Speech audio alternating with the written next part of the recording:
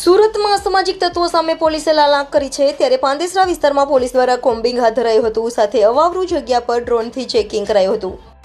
સુરતમાં છેલ્લા ઘણા સમયથી અસામાજિક તત્વોનો આતંક જોવા મળી રહ્યો છે, ત્યારે સુરતના પાંદેસરા વિસ્તારમાં અસામાજિક તત્વોને શાનમાં સમજી જવા પોલીસ પણ મેદાને આવી ગઈ છે। પાંદેસરા પોલીસ દ્વારા અચાનક જ પોતાના વિસ્તારમાં કોમ્બિંગ હાથ ધરવામાં આવ્યું હતું, સાથે પાંદેસરા વિસ્તારમાં આવેલ અવાવરૂ જગ્યાઓ અને ખાડી કિનારે પોલીસે ડ્રોન કેમેરાથી ચેકિંગ કર્યું હતું।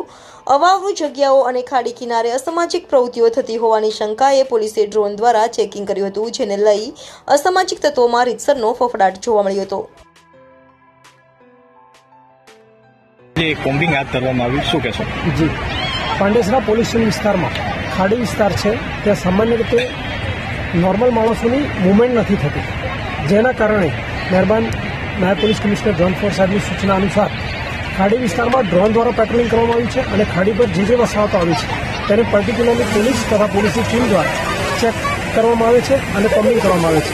ત્યાં કોઈ ગુનાહિત પ્રવૃત્તિ થતી નથી, કોઈ અસામાજિક પ્રવૃત્તિ થતી નથી કે અસામાજિક તત્વોનો કોઈ અડ્ડો નથી। જો હોય તો અમને ડ્રોન દ્વારા સીધી હકીકત મળે છે, જેના ભાગરૂપે જ્યાં જ્યાં અત્યાર સુધી જે કોમ્બિંગ કર્યું છે ત્યાં સુધી કંઈ જણાઈ આવેલ નથી, અને જ્યારે પણ કંઈ મળી આવશે તો તેઓ વિરુદ્ધ કાયદેસરની કાર્યવાહી કરવામાં આવનાર છે। અને સુરત શહેરમાં અવારનવાર આ રીતે જુદા જુદા વિસ્તારોને ટાર્ગેટ કરી અને કોમ્બિંગ કરવામાં આવતું હોય છે। સર, ગુનાહિત ઇતિહાસ ધરાવતા લોકોના ઘરે પણ ચેકિંગ કરવામાં આવ્યું છે, શું કહેશો? ગુનાહિત ઇતિહાસ ધરાવતા માણસોના ઘરે પણ ચેકિંગ કરવામાં આવ્યું છે, જેમાં કેટલાક કિસ્સામાં મળી આવેલા છે, કેટલાક નજરબાર છે। જે નજરબાર છે એમને ક્યાં છે ને શું છે, એમની લેટેસ્ટ અપડેટ શું છે તે પણ મહેરબાન ડીજી સાહેબની મેન્ટલ સિસ્ટમ દ્વારા અપડેટ કરવામાં આવેલ છે, અને દર 15 દિવસે તેનું મૂલ્યાંકન કરવામાં આવતું હોય છે।